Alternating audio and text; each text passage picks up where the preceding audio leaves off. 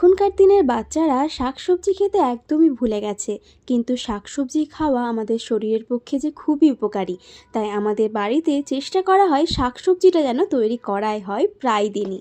একটা কড়াইতে সামান্য তেল গরম করে প্রথমে বড়িগুলোকে ভেজে নিতে হবে। ভাজা বড়ি তুলে রেখে সেই তেলেই শুকনো লঙ্কা ফোড়ন দিয়ে কেটে রাখা আলু, মূলো, গাজরগুলোকে সামান্য একটু ভেজে নিয়ে তার উপরেই কেটে রাখা পালং শাক দিয়ে শাকের সঙ্গে সবজিগুলোকে হালকা মিশিয়ে নিয়ে এর উপরে দিতে হবে স্বাদমতো নুন, হলুদ, আদা বাটা।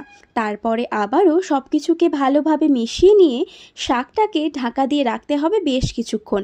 ঢাকা দিয়ে রাখার ফলে শাকটা থেকে নিজে থেকে জল ছেড়ে আসে। সেই সময় ভেজে রাখা বড়িগুলোকে হাতে করে ভেঙে নিতে হবে।